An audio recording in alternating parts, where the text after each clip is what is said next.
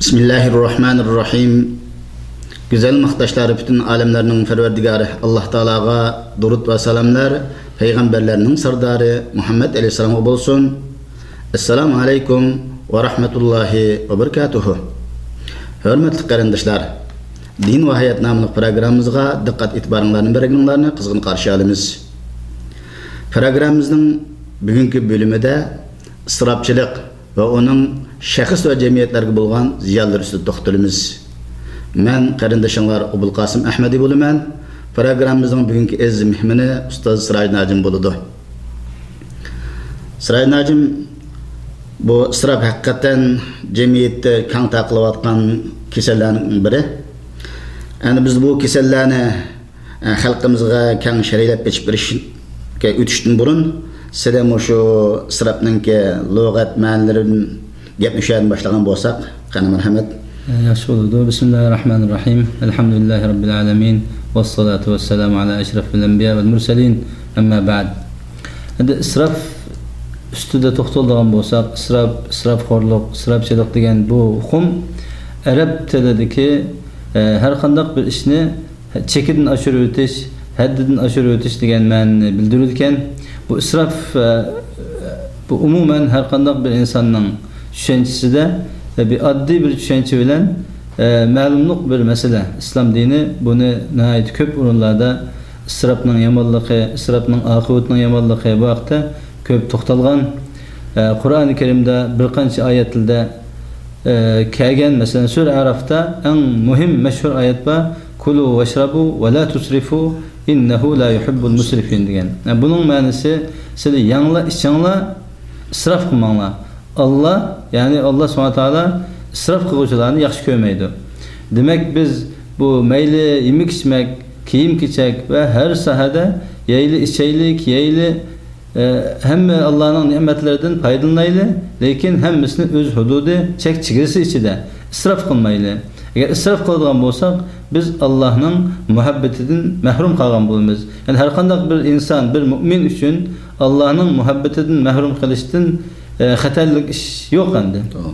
Shu sababdan bu masalada nihoyat qattiq ogoh bo'lish lozim va bu israfxo'rlik insonga har taraflama ko'p masalalarni duch keladigan insonning hayot mamotlik masalalari yolg'iz insonlar emas, mayli bir jamoat, millat, qavm, davlat shularning oqibatiga favqulodda cho'ng ta'sir qiladigan bir masala isrof degan. Shunga bir ulamoning mashhur so'zi bor ekan, al-isrof sababu kulli jafaf.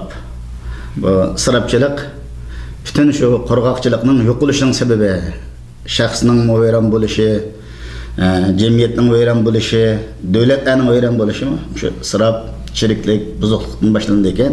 Har qanday bir shaxsda agar qanday jamiyatda israfxo'rlik yuz berdi ekan, u uzun qolmay halok bo'lib tugashadi ekan.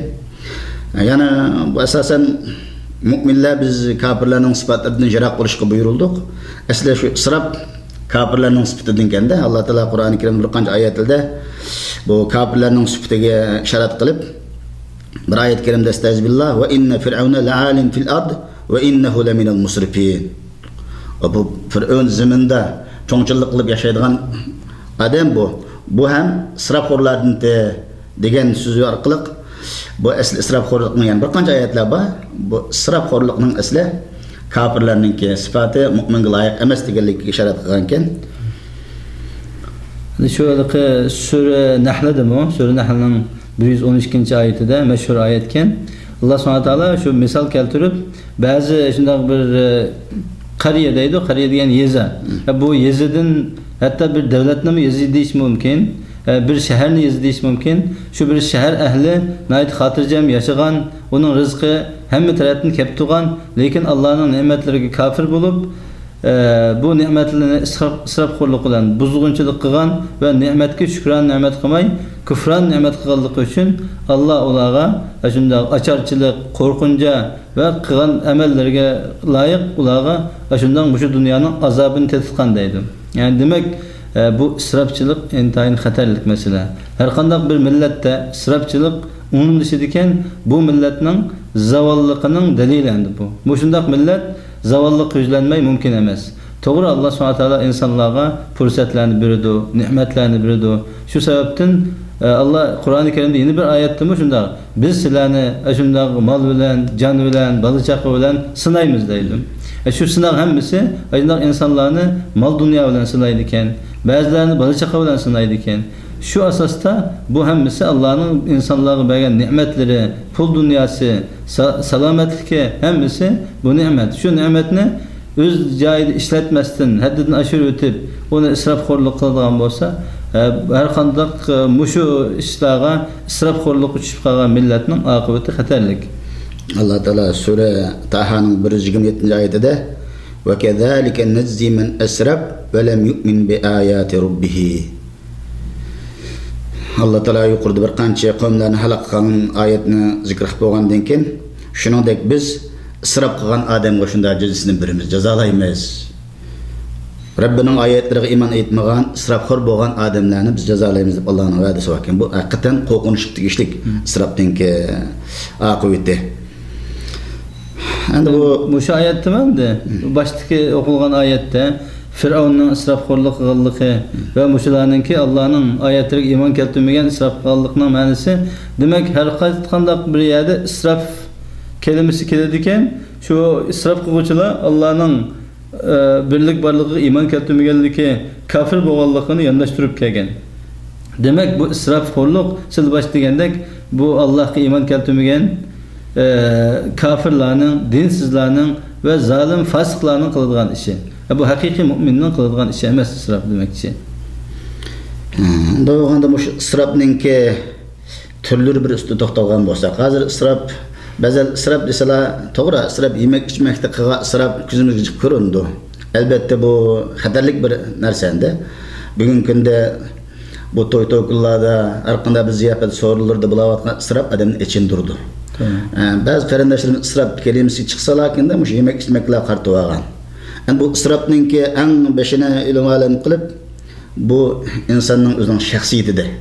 Mesela küfürne ilmal israfın sanagan. Bizanın hayatını iman keltimi yaşaşının özü bir çoğun israf. Bihud ötkezgenlik.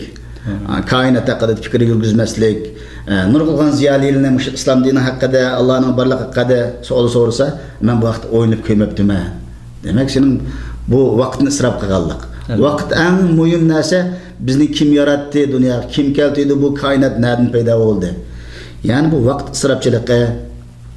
Nurgulgan yana bazı qarindoshlarimiz keraklik o'qib chiqqan, o'qish bitirib chiqib, bazı mush jamiyatdagi nahaqchiliklarga, o'g'ilchiliklarga biraz norozilikqa, qo'shig'ini mushkul yatib olmaganlikdan uxlabla achchiganni oldimda bazı qarindoshlarni shunda anglaymizda. Endi bu işin haqiqatın usulü emas. Nurgulgan yaxshi kishilar hozir shu jamiyatdagi ne qalsak nahaqchilik, yuqori davlat ishlaridan tatib shaxsninki muomalalargachilik, shu buningdan shu uxlab dadimni oldim, uxlab vaqtini o'tkazdim. Endi bizning shu nurgulgan o'qish bitirib chiqayotgan qarindoshlarninki cho'ng men ko'rgan isrofchilik, bu vaqt isrofchiligi. Uyqa yerim bilinmagan söz var ki, uxlash bilan Allah hayatını israf qilayotgan qarindoshlarimiz var. Şuna bu menfaatning am bo'lish uchun israfninki turlari haqida bir tafsili to'xtalgan bo'lsak. Bu israf desek bu kang ma'noda. Ama israfchilik ve bu israf dairesi siz degandek bu odatdagi insonning normal kundulik hayotidagi turmushidagi ishlardan boshlansa, yemek içmekten, hatta yemek içmekdimi, israfchilik deganning ma'nosi o insonga yemek içmekte siz xohlaganni, ishtaha qilganni yemang demaklik emas. Ama yeydi, ama to'yganning ustiga yemaslik lozim. Ba'zi insonlar shunday to'ysimi, to'yganni bilmay yeb ketadigan ahvollar bor. Hatta normal oddiy bir masalan bizning bu Mekke'deki turmuşda desek bir 10-15 riyaldan bir vaqt tamoqni yeymiz desek, onun o'rniga 50-60 100 riyallik, hatta 300 riyallik tamoqni yeydiganlar bor. Ama bu to'g'ri, hamma insonning o'zining haqqi, o'zining Alloh bergan ne'mat pulusini xalqiga ishlatishi o'ziningki tasarrufidagi erkinlikdagi ish. Ama bu erkinlik har qanday insonga Şu İslamның her qanday insan özünü bir Müslüman deydi eken, özünü bir insaniyetke his qoşudigan bir yaxshi kişiden sanaydı eken, elbette bu erkinlikning özünün dairesi var. Mayli yemek içmekde olsun. Elbette o addi bir misal bilen biz bir vaqt tamaqni 10 riyalga yeb, şu 300 riyallik, 100 riyallik, 50 riyallik tamaqni yemey, onun aşkan pulunu başka yerga sarf kılalısak, çıkım kılalısak, bu addi misal. Bunu başka her xil çıkımlarga kıyas kılış mümkün. Mesela maşina desek, insan en tüvünü bir yeni maşina algan takdirde 10 bin, 20 bin dolarlık maşını keledi. Ama aynı maşını 1 milyon dolarlık maşını var. Bu biz körümüz vatanda 1 milyonluk, 2 milyonluk maşinimiz de oradaydı. Yani bu israfçılık müşahede buladı. Doğru. Her qanday bir milletinin, bir insanlığının özünün bir turmuş seviyesi oldu. Yaşaş seviyesi oldu. Ama şu yaşaş seviyesinden normallıktan halkı ketdi mi, o vaxtda o insan gayri normal, anormal bir hayat düşken bulundu. Hatta bu dini meseleden qaramagan takdirde mi andi özü bir normal hayatı yaşamasdan şunday bir çakanlıkka ötken buladı endi. Bu Allah Taala'nın bu israfqa qılayotgan qarindoshlar buningga sal qarab qolganda, bu pul üzerinden o asli bu pul Allah'ın milki, bizga amanet bergan qo'limizda. Endi bu yer bir narsani esim keldi, şu israf bilan tabzirning lug'at barakman so'zlagan olimlar. İsraf ayda halal yolda pul haydab chekdan oshirib etgan bo'lsa. Tabzir endi o haram yolu az bo'lsa-mu, az bo'lsa-mu, masalan bir qap bir tamak setib olganga o'xshash. Bu tabzir. Ya'ni tabzir haqidami buzib ketish. Alloh taolo deydi: "Innal mubazzirina kanu ihwana shayatin." Pul bilan buzib chiqqanlar shaytonlarninki qarindoshlari bo'ladi bular. Shaytonlarning do'stlari bo'ladi bu. Nima degan? Qabih o'qitishda bu. Alloh taolo buni qabohatini bizga tushuntirish uchun bu shayton sifatli odamlar qilgan ish demoqchi. Ya'ni bu Alloh taolo oyatda isrofxo'rlik haqida innahu la yuhibbul musrifin. İsrofxo'rlarni yoqtirmaydi. Bu oyatda ilm olimlar tafsir qildi. Marhum mufassirlar la yuhibbu bima'na yuaqibuhum. Allah yaxshi ko'rmaganligini albatta u azob jazolaydi degan bo'ldi. Allah yaxshi ko'rmasa, yaxshimi ko'rmasa, jazoni qilmasa emas.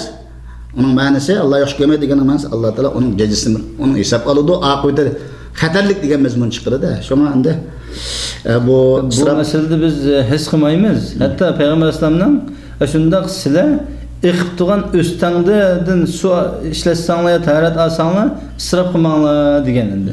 Iqib turgan o'stangdan isrof qilish imkoniyatimi yo'q asli. Agar suvni ishlatsak, u suv yana asli joyiga qaytib ketadigan ish bor. Ama maalesef bunun üstüge biz öylerde turbulardan su işletsek şakırtıp koyup beradigan. Hatta tolu mescitlerde ben namazda görüp kaldım. Şundan bazı adamlar suyunu ait köp içip şakırtıp koyup. Hele bunu kaçırıp oltuğan, hele bir yan tutup oltuğan bazı taharetine ait asla aldık Allah varken. Şu 5-10 minutda taharet yapıldı. An kuşu köy şakırıp ekip durduğan. Bu su benzinden kıymet bir yerde. Bunda israf qilishning o'zi insonga eng xatarlik masala. Ilmali o'qibdi. Masalan, shu sudik israfchilik haqida bir cho'ng babkan bu.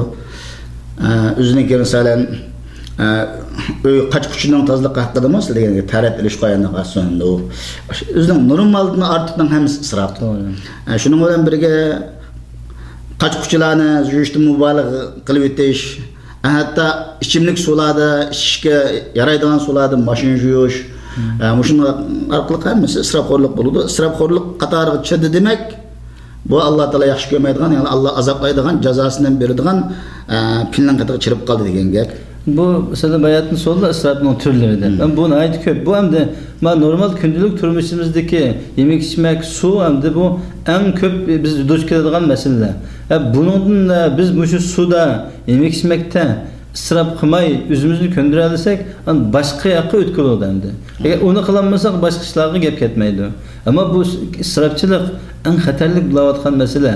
Yani biz imkon var.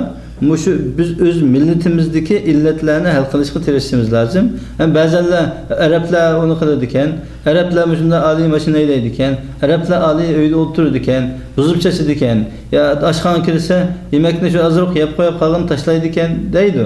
To'g'ri. bu İslamның ölçümü Arapga, Ajamga, Aqqa, Qarga emas. Bu İslamның ölçümü inak.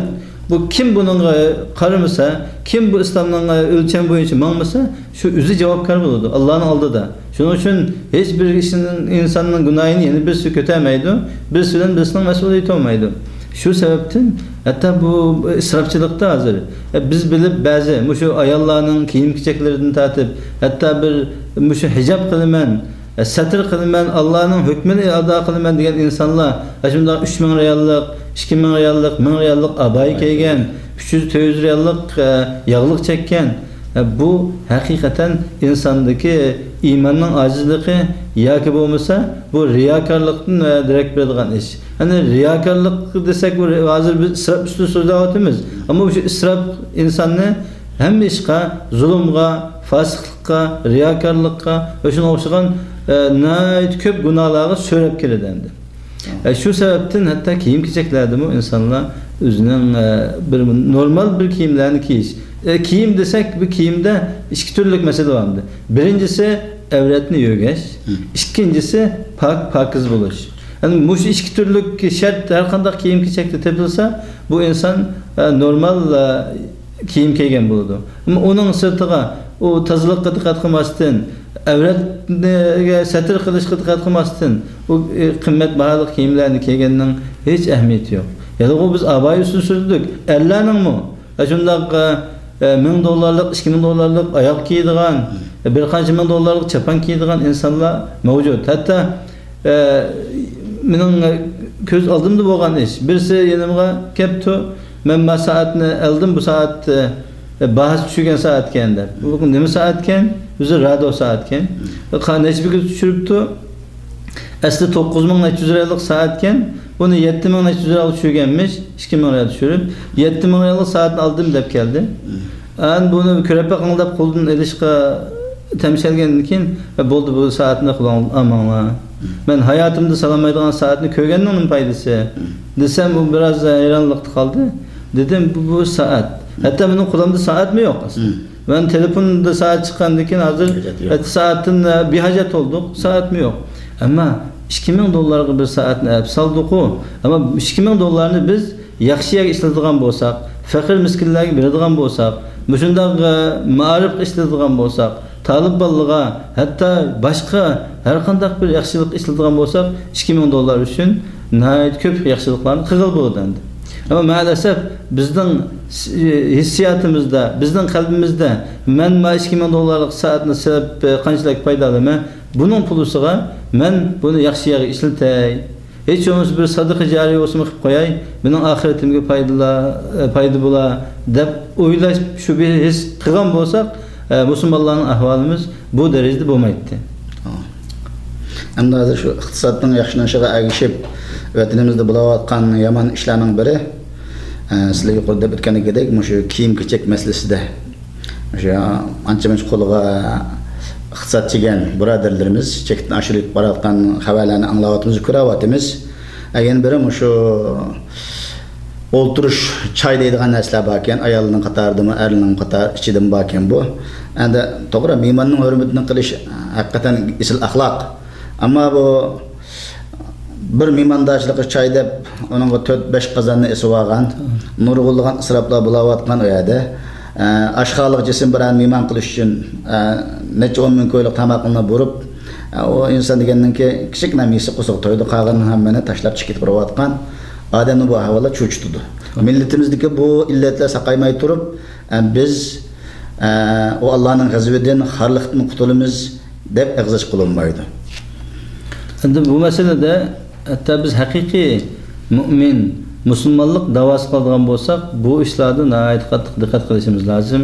Biz hem de Peygamber Aleyhisselam'ın sünnetini hayatımızda tatbiklayımız, biz bir İslami hayat yaşayımız deydiğen bolsak, elbette bu meseleye nihayet pek dikkatle karıştırmamız lazım. Hatta Peygamber Aleyhisselam sahabelerden bir yerde olduğunda Peygamber Aleyhisselam koşkuğa taş tanımagan iken.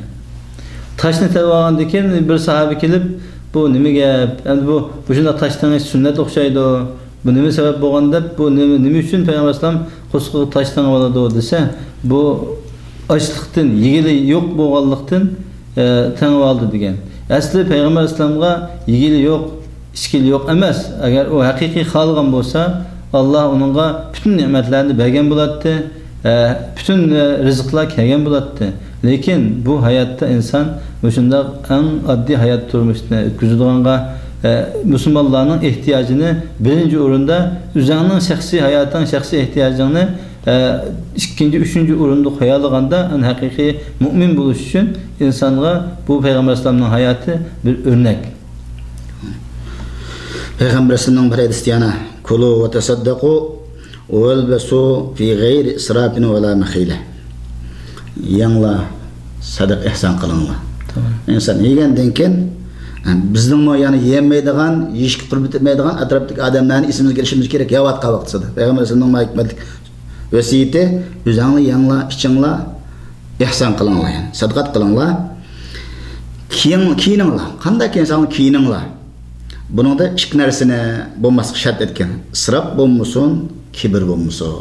Shu ulamalar aytgan ekanda, kul mashit vel besmashit, alakim shu xalqning ya, xalqning key, lekin ikkisinde bo'lmasin degan ekan ba'zi hukmlar.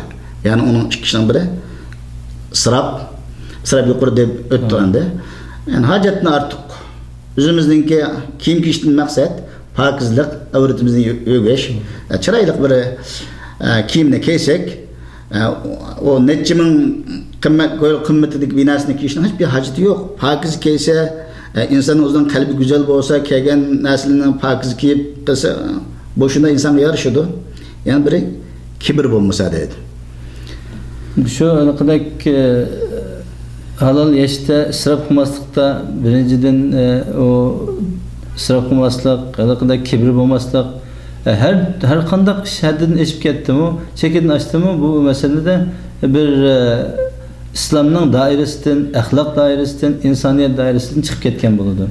Endi ba'zi gaplarni anglaymiz vatanda, shunday uy salgan, to'g'ri, uy doirasining kengligi, uyning go'zalligi, uyni yasash bu masalada islom har qanday insonning o'zining holiga vaqib hajlashni sunnat qilgan. Hatta Allah Peygamber Sallallahu bir hadisida Allah bir insonga ne'matni bersa, boylikni bersa, bu boylikning asiri o insonning yemek ichmiki, kiyim kechiki, kiydigan ulug'ini ko'ralsin deydi. Demak, bir millioner bayning birisi akilib 3,000-4,000 riyallik abjaq mashina haydab mansa, bu yarashmaydi. Onun layık, özünün şeraitiga layık bir maşinada minish lazım. Şunu uloqqa minish lazım. Ama bir adam şunday necha 100 ming koy, necha million qarzi var. Özünün minadigan maşinasi Mercedes, BMW bo'lib qolsa, uni yarashmaydi. Hamma ish o'z loyiqida bo'lish lazım. Hatta bazı vatanda hozir uyni masalan saldık deydi. Mesela 2000-3000 metrlik yerga uy saldı. Ama faqatla uyning mushu zinnatlash uchun, bezash uchun şu zinnet işlerine bazı öylege neçe milyon pul harcaydı deydi. Yağatçılıkni qildik deb mesela Qashqardagilar Urumchidan, Xotandagilar Qashqardan shunday maxsus usta kelib uylarni neçe ay, neçe yillab bezaydi ekan. Bu qiyomatning alomatlari, qiyomatning alomatlari, bu shunday qiyomatning alomatlaridan bir qanchasi shunday yalan oyoq yazılıkla, siyaki sahralıkla, onu Arapçada Arabi degan sahralık oladan. Sahralıkla bu şundaq uy binada bir-biriga ko'z qilishidi. Mushuk qiyomatning alomati deyilgan. Endi biz onu uyalik ya sahralık, shaharlik demaymiz. Bu masalada har qanday inson mushundaq o'zining haddidan ziyoda ishlarni isrofxo'rlik bilan qiladi ekan. Demak, mushundaq isrofxo'rlikqa cho'kib ketgan insonda boshqa yaxshi ishlarga, sadaqa ihson qilgan ishlarga pul berishga ko'ngli bormaydi, qo'li bormaydi. Nimishqa isrofxo'rlik qilgan? Isrofxo'rlik insonning qalbini kundan kunga qirlashtiradigan bir xatarlik illatlar, kasallardir. Şu sebepten bu israfxo'rlik insonga eng yomon masala israfxo'rlikda. Bu insonni faqirlikka sabab bo'ladi. Ama to'g'ri, bir inson o'tgan birisi nima deydi desang, deseler. Men de şundan bir Allah bergen dünya şuncha köpki keç gündüz yeydigan yemekimge muşu altınni ikeklep altın yesem mi yetidi o deydi. To'g'ri altın yesang mı yetidi o. Altını buzib chatsang mı yetidi o. Hatta pullarni o'ltirib dollarlarni mashkisilib qalasak mı yetidi o. Eğer şunda köp bo'lsa. Lekin u insonning eğer bizning normal bir turmushimizga yetken bilen bizning avlodlarimiz, balavoqlarimiz, bizning keyin qolgan avlodlar kambag'allikning, faqirlikning dardini tatidi, ota-onamizning qilib qo'yganini tatidi. Bu shunday o'tkayaptimi dedik, bu o'tni alam. Bir inson shunday ishlarni isrofxo'rlik qilib qo'ysa, o'zi tatmay qolgan taqdirda balavoq tatidi, ota-onasi qilgan isrofxo'rlikni bolalar tatidi. Ko'radigan bo'lsak, o'z vaqtida falani beg, pustani boy, pustani hocamning bolalari bu kunlarda ilqidagi yegili yo'q, ichkili yo'q, nayt kambag'al, hatto boshqalarga qo'lini sunadigan darajaga yetib qolgan insonlarni biz nayt ko'p uchirtamiz. Çünkü Allah tanrısı aytadi, Allohning va'dasi. Bu Alloh taolo isrofxo'rlardan chuqur hisob oladi, uni dunyoda uning vermisini jazosini beradi dedi Alloh taolo. Albatta uning ko'rindi. Şu hatta biz Uyg'ur millati o'zimizning hayotimizni, tariximizni eslaydigan bo'lsak-mu, o'z vaqtida shunday isrofxo'rlik qilgan baylar, beglar, yurtning kattalari ko'p isrofxo'rlik qilib, buzib chechib, zulm qilib qilganligi uchun endi avlodlar, kelgusi avlodlar bu kunlarni ko'rayotganligini bilamiz. Endi bunday ahvol yana qayta sodir bo'lmasligi lozim. Bu bir millatning istiqboli, bu millatningki dini, millatning axloqi shunday ishlarga bog'liq. Shu sababdan bu masalalarda aytibek sezgur bo'lmasak ahvolimiz xatar. Endi bu isrofxo'rlik haqiqatan bu erkinishlik, buning oqibatini aytib xatarlik bir avval. Unda bo'lgandan keyin biz bu inson o'zi sezmay bu isroflikka chirib qolib qoladi endi. Bu isrofxo'rlikqa sabab bo'lgan omillar ustida to'xtalsak, meyada isrofxo'rning qanday bo'lganda bu isrofxo'rlik kelib chiqadi insonning isrofxo'rlikning sabablari nima deganda bir qancha sababni to'xtalib o'tibdi. Uning birinchi sabab o'zininki avval oilada. Masalan bir adam o'zining ota-onalaridan tortib shunda isrof odatlangan bo'lgan bo'lsa, uni hech bir ko'ngli bir vijdoni azoblanmasdilla shu isrof odat qilib cho'ng bo'lgan, davomli qarqanda isrof ugunib qolgan. Ikkinchi birisi isrofxo'rlikning sababi as-si'a ba'da-dayq. Ya'ni biraz kambag'al adam boyolab qolsa, isrofiyatni boshlandi debdi. Bu ameliyatda biz tecrübede cemiyetlerim köreglik. Şu anlıkta neme at qirisi çıkmagan dön qalmaptı dedi. Bir misal var. Kul atqımınsı çıkmagan dön qalmaptı. Dedek monjaq sası kirmegen öy qalmaptı. Şuna mana bu asasen şu yoksul adamlarning keyin boy bo'lib qolishi, biraz qul qisqartirishi bu isrofxo'rlikqa bir sebep bo'ladi deb inson diqqat qilmasa. Üçüncü yaman bununki adetlerinin birisi paydo bo'lishning sabablari isrofxo'r odamlar bilan birga o'tirib qo'pish. Bo'libmi ayollar ichida. Bu ayollarimiz shunda bir qism isrofxo'rlarning uyga borgandan keyin uyga kelib ana başına olib o'tirdi ekan. Falan uyni anda ziynatlabdi, ustani manda qilibdi, anda kiyindi ekan. Shunday qilib, shuni taqlid qilib do'rab atrofdagilarga, bu isrofningki hukmi nima, Allohning bu shariat belgilamasi nima, buning bilan hisoblashmasdan atrofdagi yomon isrofxo'rlik bilan shug'ullangan odamlarga ta'sir uchrab ketish. Bu ba'zi aqlsiz xotinlar bor ekan. Bizning bir yaqin do'stimiz bor edi, o'zi o'quvchi ta'lim uylangan. Shundan bir yerga mehmondochilikqa yoki bir qarindoshlarning uyiga ziyoratga bordim-u. Shu beriblam yerdan chiqib yo'lda er bilan urush qiltiradigan ekan. Bu falan uyda u ekan, pustanning uyda bu ekan, uyini da yasabdi. Nima uchun sen menga bu ishlarni qilib bermaysan dedi. Voy bu qanday aql? Bir o'quvchi o'qiyotgan mezgilda qaysi usul bilan o palani bayning pustani odamning uyiga o'xshash uy yasab beradi. Uning hayoti o'xshash yashaydi. İnsanda bu meselende bu isrofxo'rlikni hal qilish lozim. Nima ish qilsak qilib. Bunun hal qilishning birinchi chorasi meningcha bu insondagi imanning kuchlanışı. Yani hakiki bizde müstehkem iman olsa, qancha imanımız kuchlangan siri biz bu dünyadan özümüzning dunyoga bo'lgan ishqimizni, bu dunyoga bo'lgan mastanligimizni asta kamaytiramiz. İman kuchlangandan keyin insonda qanoat bo'ladi. Endi qanoat desak, bu qanoat degan xuddi bu kam qolmaydigan, yo'qolmaydigan xazina deydi. İnsonda qanoat bo'lsa, Alloh subhanahu taolo insonning mayli shakl jihatdan bo'lsin, mayli bu aql jihatdan bo'lsin, mayli mal dunyo jihatdan bo'lsin, hamma insonni o'z loyiqida bir shaklda yaratgan. Gapni men tatib olay.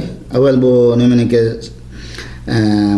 ısrafxo'rlikning sabab bo'lgan omillarni zikr qilib 3-chi keldik. Biz yana 4-chi bu xil chiqqan endi muhim bo'lganlarni to'xtalib, oxirida buni davolashning usullarida ayrim bir to'xtalaylik do'stlarimiz da ham aratik tushunsin.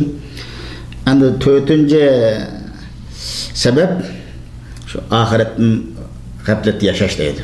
Israfxo'rlikningki nimadan biri oxiratni g'aflat yashagandan keyin albatta jannatning yo'llari endi ipek gilar bilan o'ralgan bo'lmaydi.